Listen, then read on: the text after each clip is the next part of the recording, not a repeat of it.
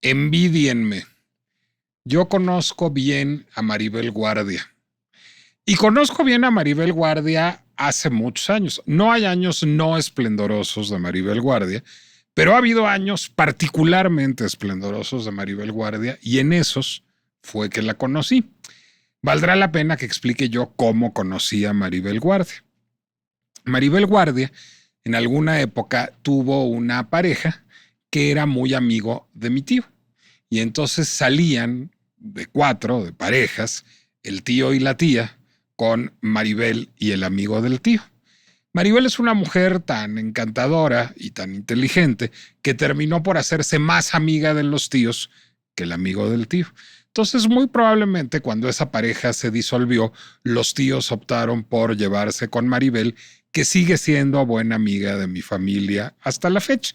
No les diré que voy a tomar café con Maribel Guardia, no les diré que me invita a sus shows Maribel Guardia, pero tengo una relación, diría más que cordial, cálida incluso, con Maribel Guardia. En alguna época en que era yo editor de revista fue mi portada y aunque no tengo su celular, tenemos una relación que da para que le pueda yo escribir por Instagram y me conteste largo. Bueno, ¿y de qué hablarán en Instagram Nicolás Alvarado y Maribel Guardia? Es una extraordinaria pregunta. Se podrían escribir algunos, no creo que novelas, pero sí cuentos sobre las conversaciones de Maribel Guardia y Nicolás Alvarado en Instagram. Pero ahí les va una que no venían venir. Maribel Guardia y yo por Instagram hablamos de disautonomía. Ah, caray, ¿y qué es la disautonomía? Bueno, ¿qué es la disautonomía? Es una de las grandes preguntas que enfrenta hoy la ciencia médica. Es una enfermedad medio cardiológica, medio neurológica, que correlaciona con hipertensión casi siempre, pero no siempre, que medio correlaciona con diabetes, que tiene que ver con el nivel de electrolitos, que tiene eventuales consecuencias mortíferas, aunque son más bien raras, y que parece a todas luces no solo incurable, sino en muchos casos intratable. Yo hasta hace muy poco no tenía la más peregrina idea de qué era la disautonomía, pero resulta que una de mis mejores amigos es disautonómica. Una amiga mía cercanísima que vive en Guadalajara, de pronto me empezó a contar cómo en las mañanas empezaba a tener unos ciertos tremores que la despertaban incluso, que no la dejaban dormir, cómo tenía episodios de taquicardia seguidos por episodios de bradicardia, cómo se sentía profundamente débil y como mareada, lo que en inglés se dice lightheaded en las mañanas, y cómo estos ataques, digamos, de una hora, hora y media, por ahí de las 5 de la mañana, terminaban por ceder y le permitían hacer su vida normal el resto del día. Pero casi todos los días se le presentaban estos ataques y un cuadro, digamos, que combinaba hipertensión e hipotensión con alguna frecuencia y algunos síntomas, digamos, más o menos extraños, como sudoraciones frías, como tremores, muy frecuentes además, pero no total y absolutamente cotidianos, una hiperreacción al alcohol, una hiperreacción a ciertos alimentos, es decir, una enfermedad francamente misteriosa que la llevó a visitar al cardiólogo, que la llevó a visitar al neurólogo, que la llevó a contarnos con enorme desazón a muchos amigos. Yo la referí con mi internista, la diagnosticó bien, pero tampoco la pudo ayudar mucho. Hay varios médicos, cuando digo varios es como tres, no más, médicos especialistas en disautonomía en nuestro país, que saben más que los demás, pero saben poco. Mi amiga vino a la Ciudad de México, que es donde están los tres, y los vino a ver y seguía sin tener verdadera solución al asunto. Y yo empecé a googlear disautonomía, preocupado por mi amiga, y googleando disautonomía, encontré que Maribel Guardia y Yuri, las dos, padecen disautonomía. Eso lo encontré como en una nota del TV Notas o TV y Novelas o cosa que se le parezca. Entonces dije, bueno, pues yo a Yuri no la conozco, pero a Maribel sí la conozco. Y si le mando un mensaje por Instagram, seguro me lo va a contestar. Y sí, sí me lo contestó. No me sirvió de mucho su respuesta, que fue pronta, cariñosa, solidaria, pero lo que me dijo es, pues realmente nadie me ha podido ayudar a controlarla y realmente es algo que procuro controlarme a base de Gatorade y de agua. Suena un remedio casero, no lo es del todo. Yo tengo una madre que no es disautonómica, pero que sí tiene altas y bajas de presión un poco inesperadas, y cuando la presión está muy alta y no responde al medicamento hipotensor, el Gatorade o cualquier cosa que tenga sales o sal, unas papitas, unos cacahuates, etcétera, resulta de enorme utilidad. Bueno, le di la mala nueva a mi amiga, le agradecí enormemente a Maribel y mi amiga empezó, en efecto, con el consejo de Maribel y de los tantos médicos y un poco la lógica elemental, a administrar, más que vencer su enfermedad, pues a partir de regular horarios, ingestas y sin verdadera ayuda farmacológica, porque no hay realmente un fármaco que ayude a combatir la disautonomía. Pero como el cuadro de mi amiga es suficientemente desagradable, pues yo estoy muy alerta de cualquier cosa que pueda sonar a disautonomía que aparezca por ahí. Y de pronto estoy una tarde evitando escribir, huyendo de la columna, es decir, scrolleando en Instagram, viendo las historias de Instagram, y entonces me encuentro una historia de mi amigo Armando Sámano. Las historias de Armando suelen ser divertidas y suelen tener que ver con música o con política o con cultura. Creo que son los tres temas que más recurrentemente aparecen en su feed. Pero de pronto encuentro un repost de un video de una mujer, yo creo que un poco más joven que nosotros, debe estar en sus 40 bajos, que habla de cómo ha padecido disautonomía y cómo logró controlarla. Y está comentado el reel por Armando, que dice que está muy orgulloso de que su amiga haya logrado poder poner bajo control esta enfermedad que es muy desagradable. Bueno, en el momento en que veo esto, pues lo primero que hago es escribirle a Armando y decirle, por favor, ¿con qué médico fue tu amiga? Es decir, si tu amiga encontró el santo grial de la disautonomía, pues necesito que le ayude a la mía. Y Armando, muy solícita y generosamente, le escribe a su amiga, quien muy solícita y generosamente responde con el dato de médico, y yo, muy solícito y generoso, voy con mi amiga que ya vio ese médico y no le funcionó.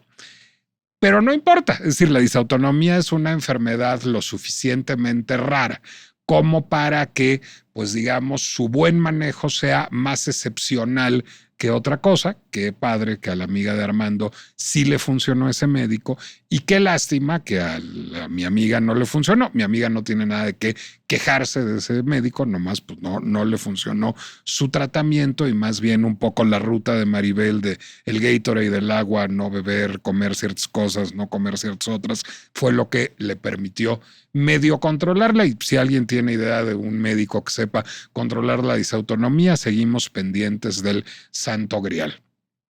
Y entonces, bueno, pues ya terminando el episodio, yo le escribo a Armando agradeciéndole encarecidamente por el gesto, y su respuesta me asombra muchísimo, porque su respuesta es, para esto es para lo que se supone que debían servir las redes sociales. Y tiene toda la razón. Y además voy a añadirle un ingrediente a la ecuación. Armando es uno de mis no tan pocos amigos de redes sociales. Hay una pequeña trampa en la ecuación, que es que el pretexto que nos hizo amigos fue este podcast, fue la pinche complejidad. Armando era, digamos, un escucha crítico de la pinche complejidad, por decirlo menos. Se dedicaba Decimos ambos por convención que a trolearme, pero no, realmente no se dedicaba a trolearme, se dedicaba a discutir de manera muy articulada y muy inteligente los contenidos de este podcast. Yo me enganché en la mejor de las versiones, de las acepciones posibles de la palabra, es decir, me gustó tener un interlocutor con el que tuviera tanto y tan poco en común para discutir, y eso dio lugar a una amistad que, como se dice en el mundo digital, desvirtualizamos en algún momento y hemos seguido desvirtualizando. Desvirtualizamos además cómo se debe desvirtualizar una amistad, es decir, la primera vez que nos vimos a desayunar, no había alcohol de por medio, nos vimos en un lugar público, es decir, pues cualquiera de los dos hubiera podido encontrar un sociópata que en realidad lo que quería era acuchillar, lo que es un problema que puede presentarse en las redes sociales. La segunda vez nos fuimos a comer y ya hubo alcohol de por medio. Ahora nos vamos a ir a beber próximamente y supongo que eventualmente nos invitaremos a las casas del uno del otro, y así se va construyendo una amistad en estos tiempos del entorno virtual. ¿Hubo un riesgo que corrimos ambos en algún momento? Sí, claro que los dos corrimos un pequeño riesgo en algún momento. Como se corre en cualquier amistad, quizás un poquitito más de lo que se corre en cualquier amistad, porque en teoría no teníamos a nadie en común. Sí tenemos a alguien en común, luego descubrimos que los dos somos amigos de Ricardo Cucamonga, pero nos tardamos en descubrir eso. Es decir, realmente pues había una aventura a lo desconocido en la desvirtualización de la amistad. Pero también es cierto que pues somos un par de señoros de 50 años que a estas alturas, pues ya, para decirlo en buen francés, ya están huevoncitos y ya saben a qué se arriesgan o a qué no se arriesgan a la hora de construir una amistad.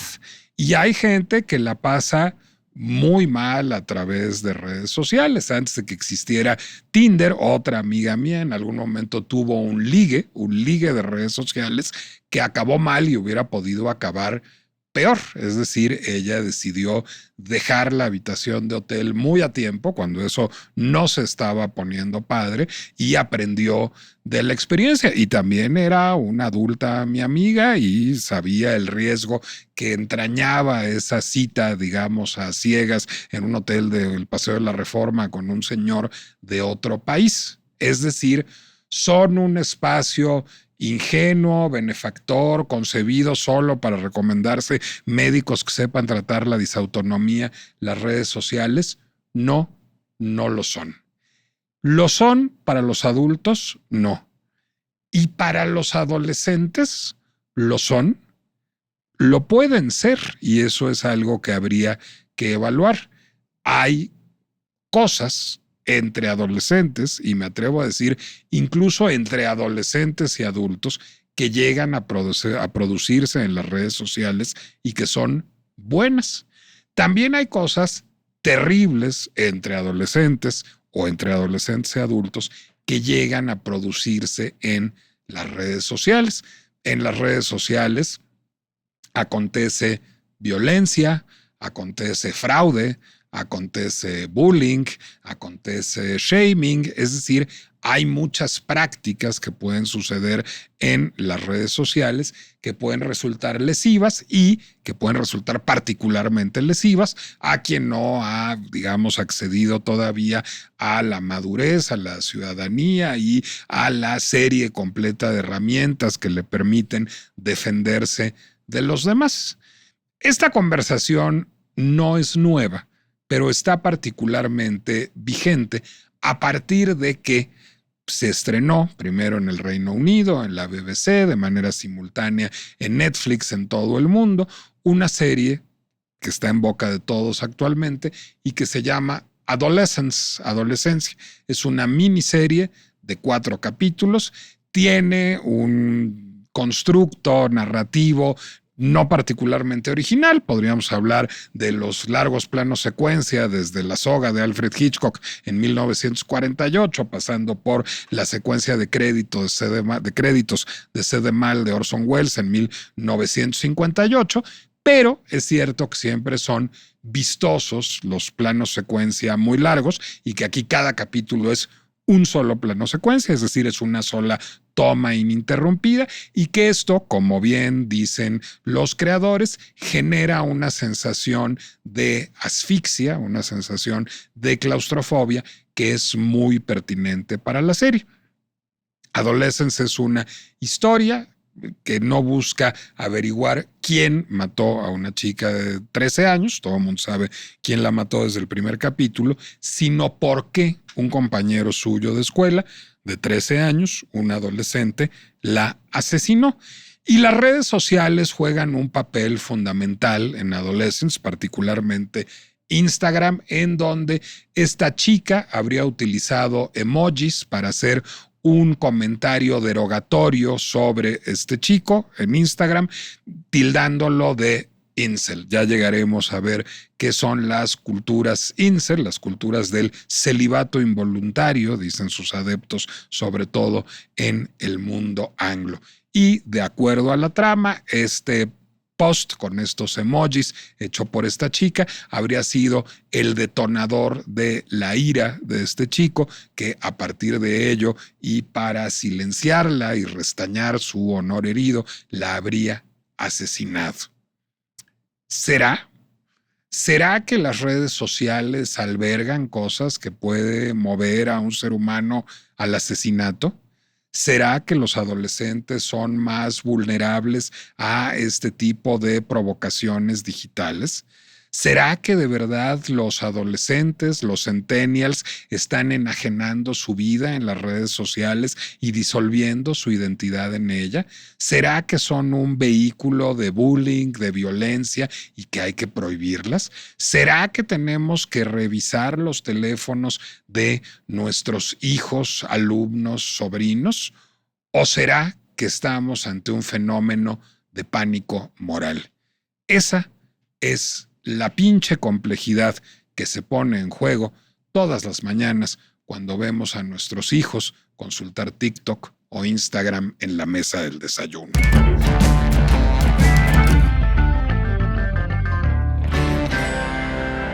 Soy Nicolás Alvarado, me da mucho gusto darles la bienvenida a La Pinche Complejidad, el podcast de El Heraldo Podcast, en donde todo aquello que está, pues digamos, en la agenda de los temas contemporáneos, lo vamos desmenuzando y complejizando, como es el caso de Adolescence. Adolescence es, pues en gran medida, la serie del momento, la serie de la que todo el mundo está hablando, incluso en el Parlamento británico. Hace algunos meses se presentó por parte del Partido Conservador, de los Tories, una iniciativa para prohibir el uso de redes sociales en menores de 16 años en el Reino Unido, iniciativa inspirada en lo que ya fue aprobado en el Parlamento australiano. Esta iniciativa no había obtenido mucha atracción, pero justamente el estreno de Adolescence y su uso, digamos, como reivindicación por parte de muchos actores políticos, por cierto, de ambos partidos principales en el Reino Unido, tanto de los Tories como de los laboristas, la ha puesto, digamos, en gran momento de tela de discusión, y hoy se discute en Adolescence si debe el Reino Unido y por extensión otros países prohibir que los adolescentes usen redes sociales. Y es el tipo de cosa que uno termina discutiendo con sus amigos, a veces en redes sociales, y a partir de la discusión que mi querido Armando Sámano y yo tuvimos hace unos días en Instagram, es que me permití invitarlo aquí para preguntarte, Armando. Tú viste Adolescence antes que yo, además tú me la recomendaste junto con Claudia Marín, digamos, fueron las dos personas que me recomendaron esta serie. Mi primera pregunta es si a ti te parece que las redes sociales son un tema principal, un tema clave de Adolescence. Y es una pregunta que finge de ingenua, como algunas que suelo hacer, pero solo lo finge. Desafortunadamente, creo que el planteamiento, muchas gracias, me encanta la introducción, vi por dónde venía también. Afortunados somos por las redes sociales. En este caso, muchísimo. Me considero muy afortunado, claro. Yo en otros casos no, pero en este sí. En otros casos no. Y creo que ese es justo el punto. Mi meditación más fuerte en Adolescence fue cuando terminó el segundo capítulo. En el segundo capítulo, que a la mayoría los aterró, a la mayoría de papás de mi edad con los que he hablado, estaban aterrados viendo cómo ese es el ambiente que hay en las secundarias. El segundo capítulo es el que transcurre en la escuela. El que transcurre en la escuela. Van de visita a la escuela. Es una escuela que tiene, digamos, toda la educación básica y media. Y el detective que investiga el caso del chico que asesinó a la chica es además papá de la escuela de un niño de un grado superior. Exactamente. Es así. Y en la escena final, cuando además el prodigio técnico de levantar la cámara, que está viendo a la chica que se quedó sola, la mejor amiga de la chica asesinada, y luego levantan la cámara para con un dron hacer la misma toma y ver al papá dejando las flores que le pusieron a la niña en la escuela. En la puerta de la escuela. La música de fondo es Fragile de Sting. Y ahí fue donde conecté como varios 20, digamos, porque Fragile de Sting es una canción que a mí me gustaba mucho de cuando salió. Tenía yo 15, 16 años.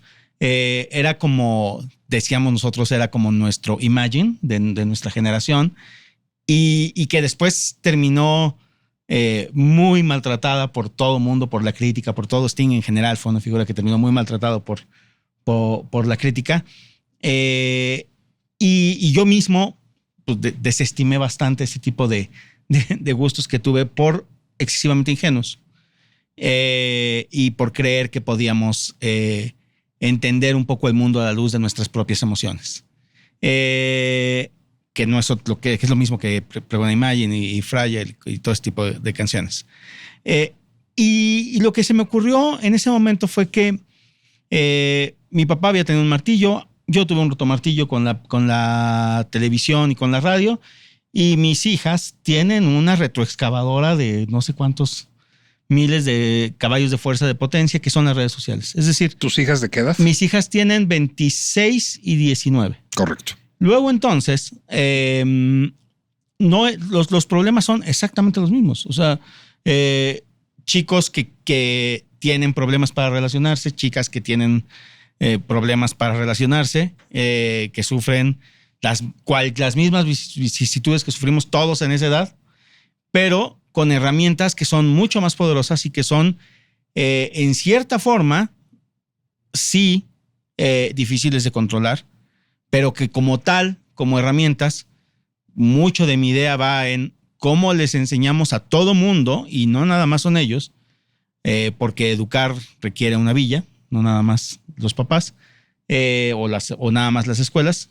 Inclusive en ese capítulo de la escuela dicen, ahora no nada más somos maestros, somos trabajadores sociales. Es decir, está tan segmentado el trabajo de educación que no hay un responsable claro de decir quién debe supervisar, monitorear o regular o determinar el uso de las redes sociales. Mi opinión es que es absolutamente imposible, que todos tenemos que hacer un pedazo de trabajo cada quien, gobiernos, instituciones, empresas que se benefician de eso, y si todos participamos, hay una forma de trabajar, navegar a través de esas herramientas. Es que, a ver, a mí me parece interesantísimo de ese capítulo en particular lo que sucede con el uso de Instagram y lo que sucede con la paternidad, el parentaje que ejercen esos personajes. Totalmente. Yo creo que está, digamos, la clave de la serie. Ni siquiera es el mejor capítulo, el 2, el mejor es el 3. Correcto. Pero el 2 es el capítulo que permite entender bien la problemática. Totalmente. Es decir, esta chava no era muy popular. Esta chava había tenido un truene amoroso, digo, los truenes amorosos que se tienen a los 13 años. Y entonces este chico, digamos, alentado, pues más que por la cultura incel, porque qué tan incel te puedes declarar a los 13 años. Se lo dice la psicóloga, ¿no? El detective. El detective es eso. Ay, sí, pues quién es, digo, todo el mundo es célibe, pero pues ni voluntario ni involuntario, pues no hay ni con qué a los 13 años, pues.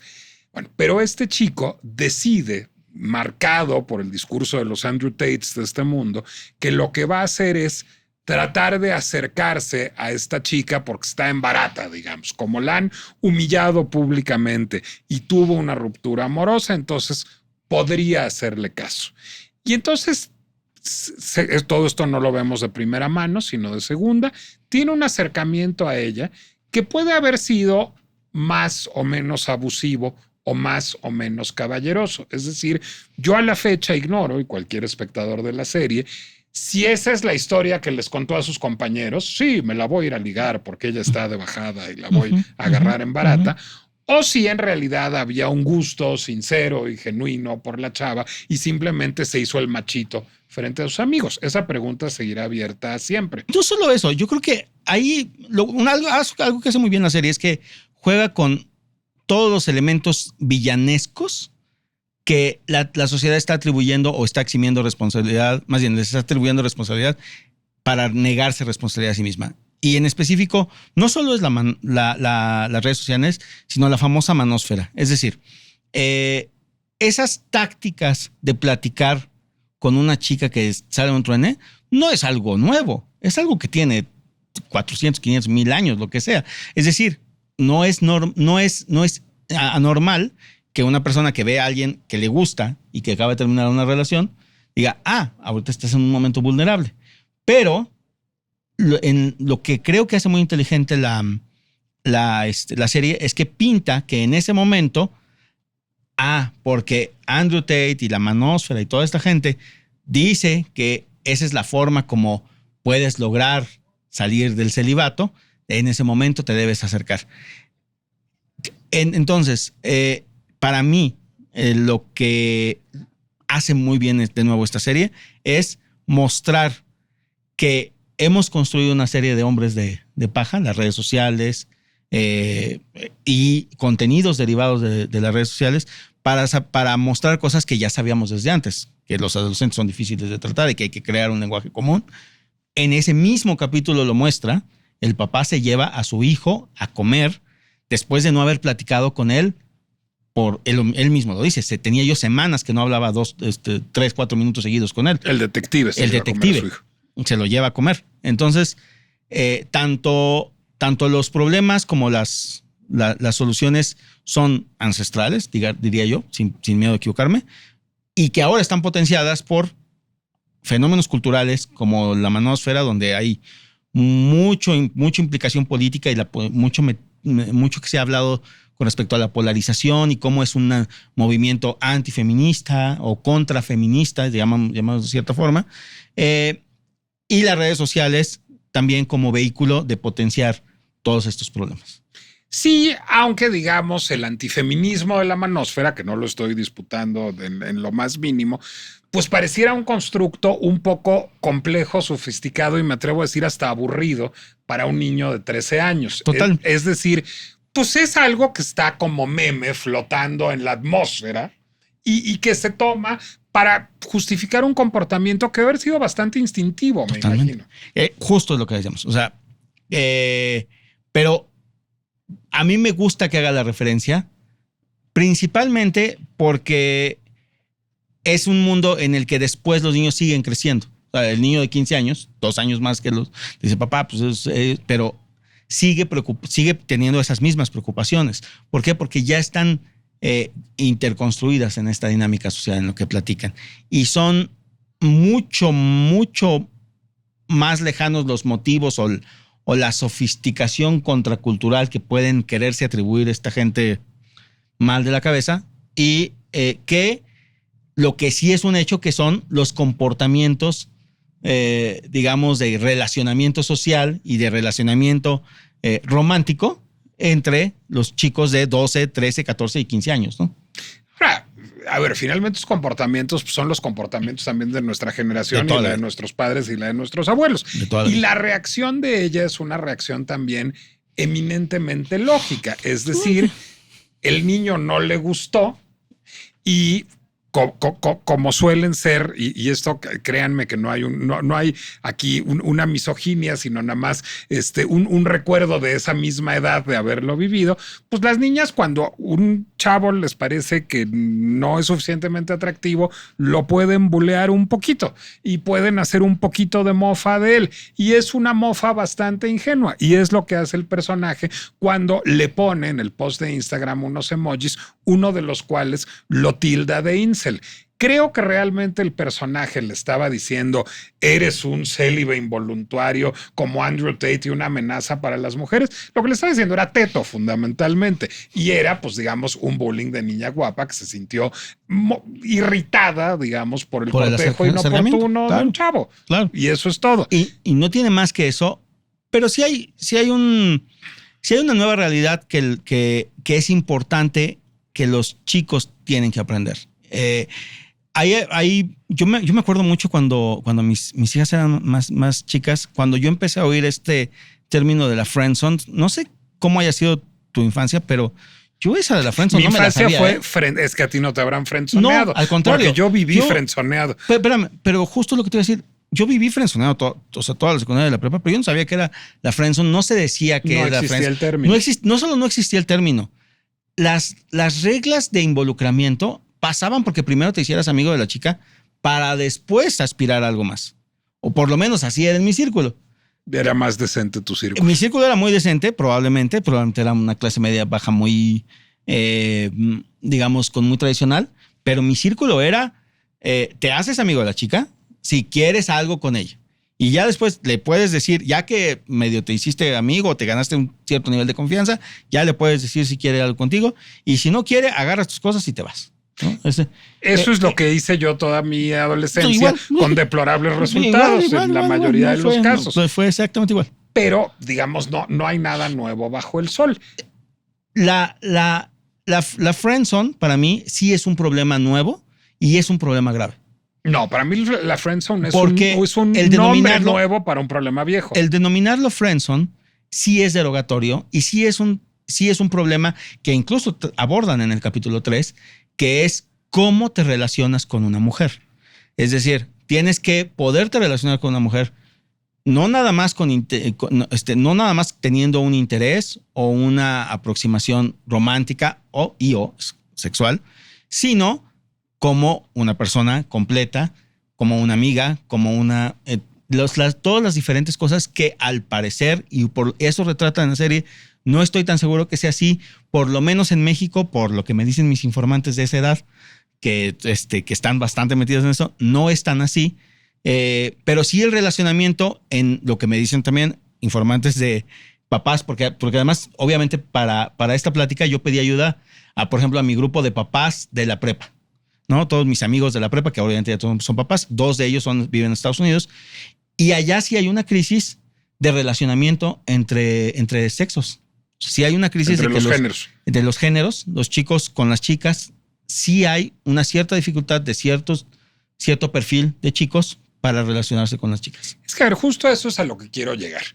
La historia que plantea Adolescence, la historia entre los 2 chicos, es bastante común. Es decir, el chico se avienta no sé qué argumentos machines para tirarle el can. A ella no le gusta, lo exhibe públicamente como un tetazo y él se siente humillado. Y eso a ti te pasó y a mí me pasó y a cualquiera le pasó. Y les pasa a muchos y a muchas en el mundo, y eso está simplemente amplificado por las redes sociales, que entre sus funciones tienen la de dar hipervisibilidad a las cosas. Hipervisibilidad en el contexto de una escuela de pueblo de Inglaterra. Literal. Es decir, no es que el mundo entero esté comentando lo que le sucede a los personajes. Y sin embargo, la reacción del chico es asesinarla. Entonces, ahí lo que es anómalo, pues no son las redes sociales. Lo que es anómalo es el chico. El chico, y la actuación del actor es extraordinaria, es decir, realmente es creíble y conmovedor y profundamente voluble, es decir, porque a veces es muy tierno y lo quieres de tu hijo y a veces es el demonio, o sea, es como Demian en la profecía. Literal. Digamos, pues lo que tiene ese chavo es fundamentalmente que no sabe relacionarse casi con nada y casi con nadie. Y la resonancia de esto la hacen el 90% de los adultos, eximo a la psicóloga, digamos, y quizás sea al único personaje adulto al que exima yo, que no tienen la más peregrina idea de cómo relacionarse con un adolescente y que acusan además muchos lastres en su propia identidad de género. Es decir, el padre no tiene la menor relación con sus emociones, no tiene la menor relación con ninguna mujer que no sea su esposa y su hija, y con la hija es bastante tenue, es decir, no tiene amigas, no tiene familiares mujeres, es decir, ¿cómo aprendería ese chavo a relacionarse con una mujer, como lo que sea, como novia, como amante, como amiga, como jefa, como subalterna? No hay un paradigma de relaciones hombre-mujer en ese hogar. Correcto. Luego, los adultos no tienen idea de qué sucede en redes sociales. Censuran el que los jóvenes pasen tiempo en sus teléfonos, pero no saben qué sucede. Un detective que está investigando un caso de adolescentes, pues si no lo salva su hijo adolescente, con el que nunca habla, de su propia estupidez, seguiría investigando el caso equivocado. Es decir, más allá de las redes sociales, que me parecen un problema menor, más allá de la manósfera, que me parece un problema menor para efectos de la serie en ambos casos, me parece que la serie de lo que trata es de nuestra absoluta incapacidad como adultos, como generación, yo diría que es una condena de la generación X, de la nuestra, para relacionarse con los adolescentes. Ojalá y no. Bueno, la serie lo es. Pero es un patrón, sí, definitivamente. Yo tiendo a verlo como una falta de bilingüismo. Yo creo que hablar lenguaje adolescente es algo que pocos papás, y no lo veo tanto como un tema generacional, pero quizás no lo he pensado suficiente, pocos papás se emprenden la difícil tarea de aprender el lenguaje. En mi caso, yo he sido muy afortunado, pero porque creamos un lenguaje común que siempre nos permitió tener comunicación. Yo con mis hijas, a mí nunca me pasó eso de que mis hijas me cerraran la puerta o no quisieran hablar conmigo de algo. ¿Y a qué atribuyes que no te pasara? Principalmente a que desde chiquititas creamos ese lenguaje común. Es decir, ¿cómo se crea ese lenguaje común? Yo creo que esa es una pregunta fabulosa. Nosotros, mi expareja, su mamá de las niñas y yo, fuimos obsesivos en aprender temas de paternar, maternar. Leímos cuanto libro hubiera posible, somos bastante nerds, y optamos por una educación temprana en escuela Montessori y adoptamos todos los valores de la educación Montessori en la casa. Es decir, y me acuerdo mucho porque además estaba de moda el gabinete Montessori de Fox cuando hacíamos eso, y nos molestaba muchísimo la asociación que tiene la gente de que Montessori es hacer lo que quieras. Al contrario, es muy, muy al contrario.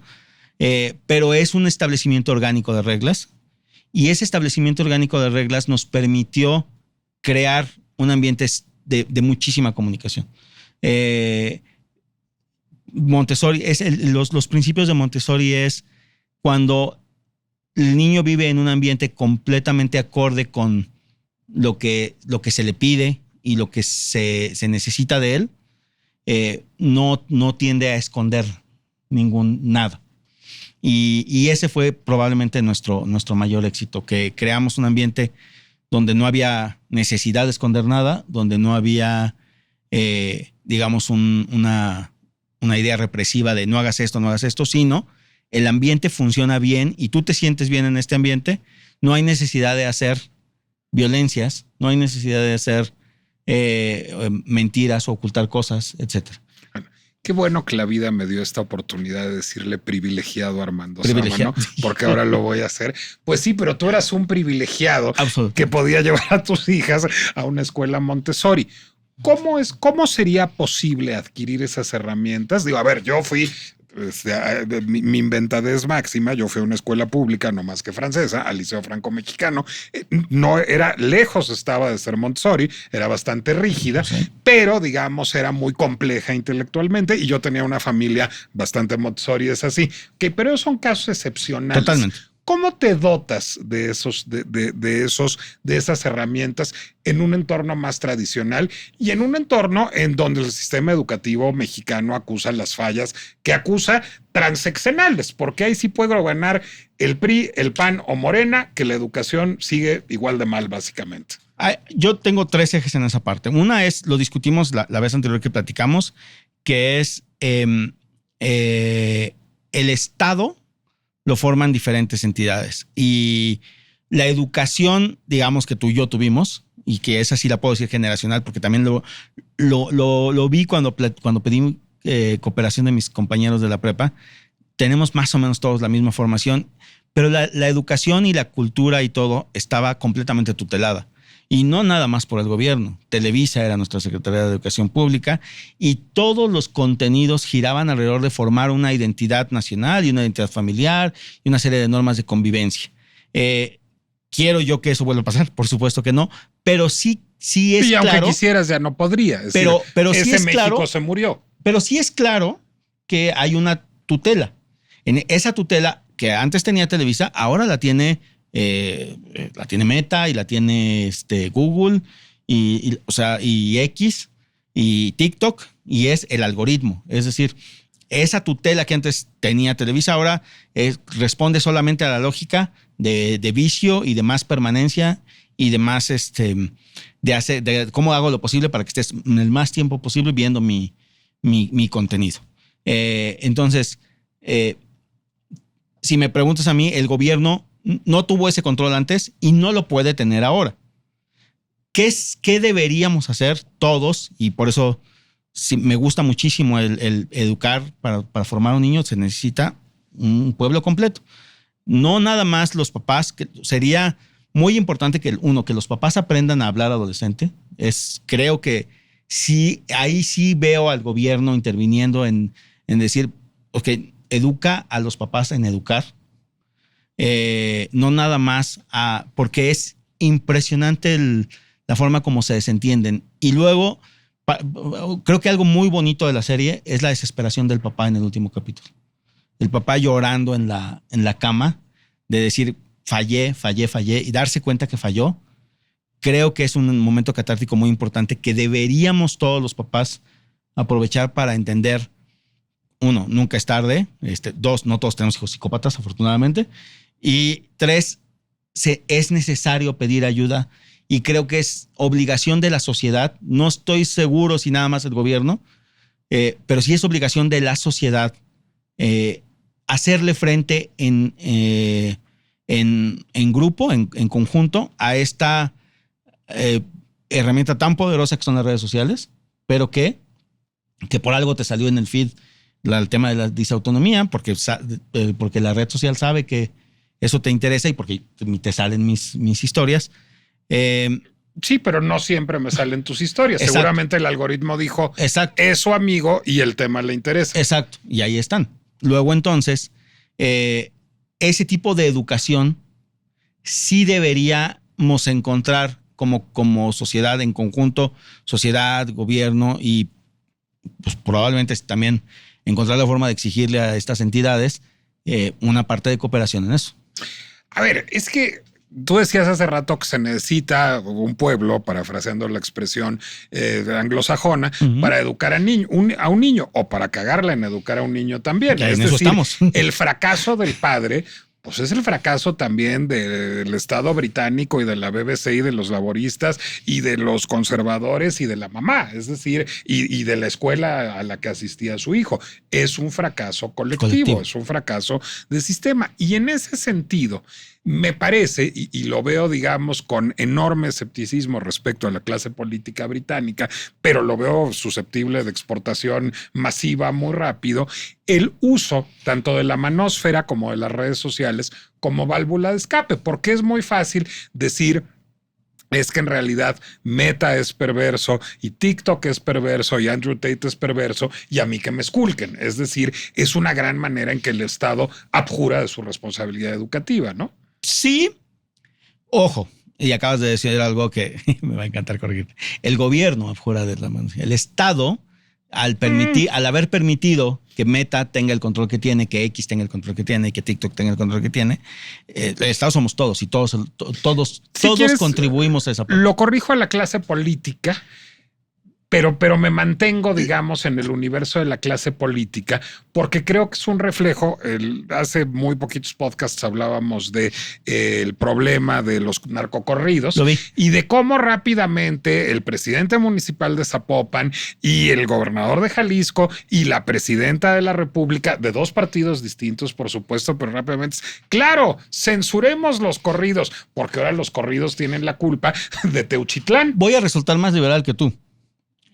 Porque por eso puse el ejemplo de Televisa.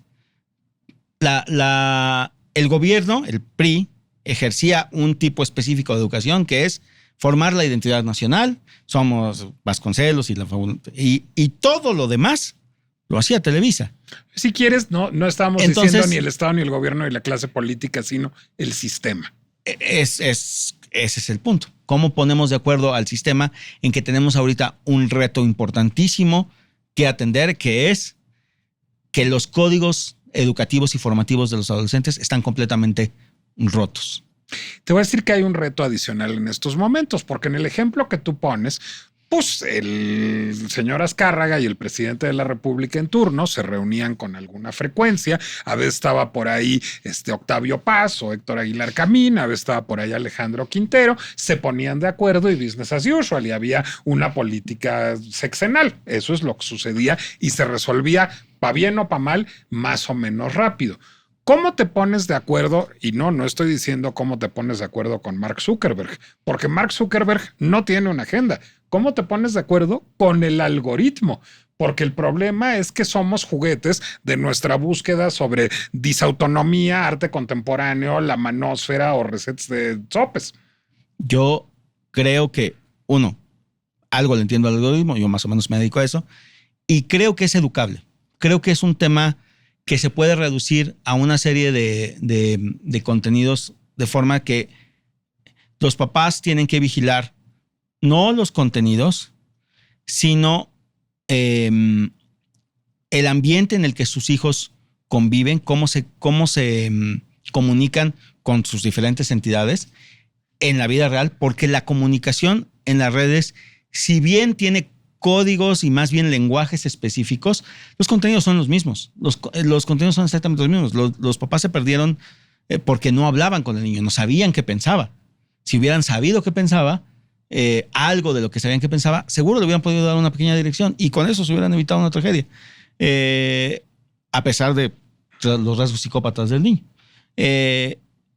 Creo que parte de la formación necesaria que todos deberíamos tener, y más de cara a cómo viene la inteligencia artificial, es que todos tendríamos que tener un nivel de alfabetismo digital mucho mayor del que tenemos.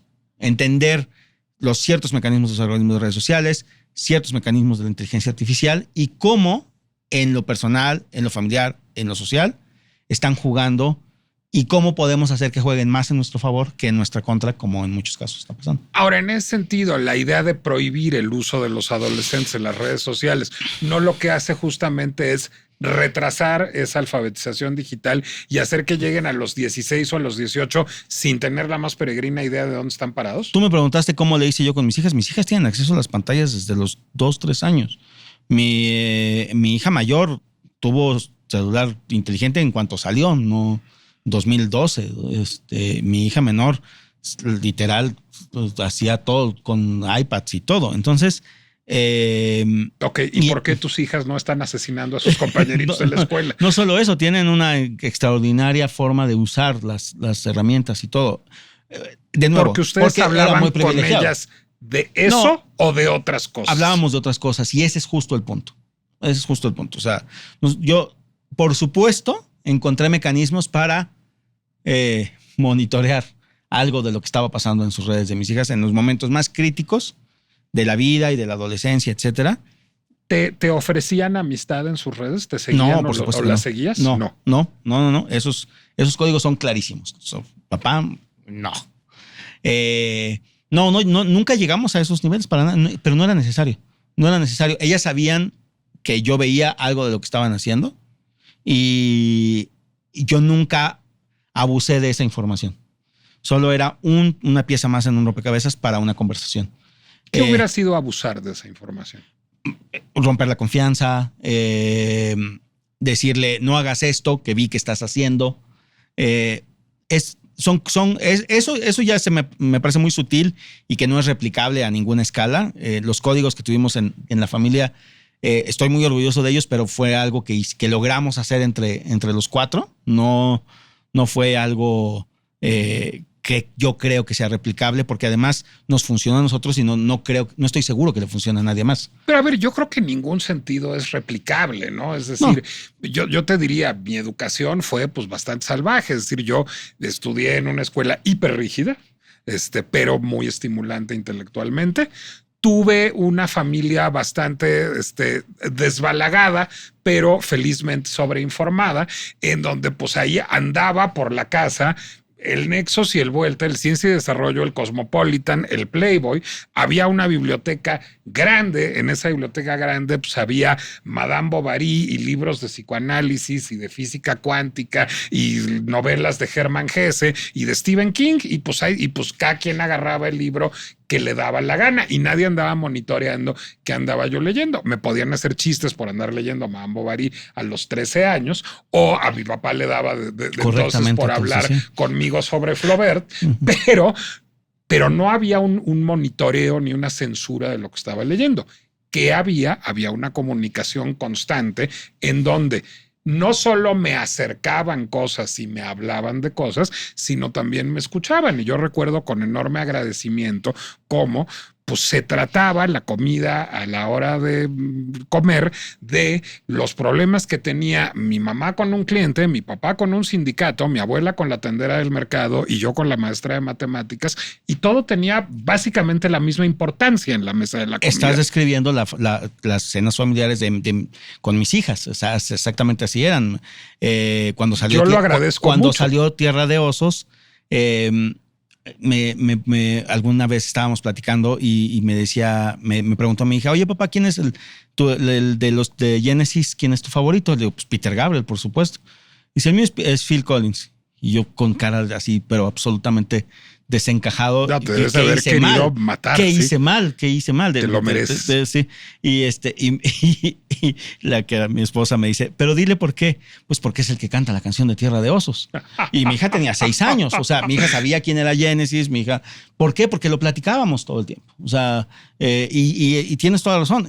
Son los códigos que se crean en la familia, pero tienes razón también. Somos familias ultra privilegiadas. No solo, yo diría, en el estamento más alto del privilegio de poder crear una cultura familiar y o sea, ahorita, ¿cuál es mi comunicación con mis hijas? Pues memes de WhatsApp, todo el día nos estamos mandando cosas, literalmente todo el día. Pero creo que sí circulan el afecto y las ideas en esos memes de WhatsApp. Exactamente. Es decir, no es que los memes sean intrínsecamente malos, es que ustedes construyeron un canal de comunicación que hace de los memes, déjame decirlo en mamoncísimo, una herramienta semiológica tan viable como una novela, como una película o como una carta personal. Sí, tal cual. Como nos vemos. ¿Qué has visto? ¿Qué serie viste? ¿Qué libro leíste? Así es como nos vemos. Nos vemos 2-3 veces a la semana. Bueno, y creo que eso también no necesita, digamos, tener acceso a herramientas. Las herramientas ayudan, las escuelas ayudan, los libros ayudan, las películas ayudan, etcétera. Pero creo que parte sobre todo de plantearse la pregunta. O sea, creo que la tragedia de los personajes de Adolescents es que nunca se plantean la pregunta. Es que asumen que están bien. Es decir, pues que sus familias son sólidas y que trabajan y que nada les falta y que se quieren, todo lo cual es cierto, y que por lo tanto están bien. Es dolorosísimo. Creo que el momento donde más se refleja ese pequeño desbalance, hablando justamente de los contenidos, es en el último capítulo, cuando el papá le dice a la hija, ponte algo que tenga un beat de línea de bajo. Bueno, si yo le digo eso a mis hijas, ellas saben exactamente qué ponerme y me ponen 8 canciones de este tipo. ¿Y cómo lo quieres así? ¿O quieres con batería? ¿O lo quieres cómo lo quieres? Porque además se saben todas mis canciones. La niña no sabía ni qué era ni siquiera sabía qué era Take On Me, que era el himno de sus papás. Es tristísimo ver ese nivel de descomunicación. Y me imagino que de ida y vuelta, es decir, no solo tiene que haber un interés de los padres, sino también de los hijos. No, los papás tienen que encontrar la forma de despertar ese interés en los hijos desde chicos. Ahí sí, porque los niños, o sea, adjuntarle esa culpa a un niño adolescente es que no hiciste bien el trabajo desde que era niño. Armando Sámano, ¿dónde podemos seguirte en redes sociales? Asamano en Twitter y Asamanote en todo lo demás. Asamano en Twitter y Asamano en todo lo demás. Todo lo demás. Sí. Bueno, no Blue Sky, Threads, Instagram. Sí, soy no bastante vayas a salir activo. a despachar TikTok. cristianos por estar en tanta red social, por favor. No. Yo soy Nicolás Alvarado Lector, como me tengo más miedo, nomás estoy en Instagram y en Threads. Y les recuerdo que La Pinche Complejidad es una producción del Heraldo Podcast que pueden consultar en Spotify, Apple Music, Amazon Music, Deezer, YouTube o cualquier plataforma donde escuchen podcasts. A mí nunca me gustó Fragile con Sting, nunca soporté a Sting, pero Despacito con Maribel Guardia, sí es un pinche himno.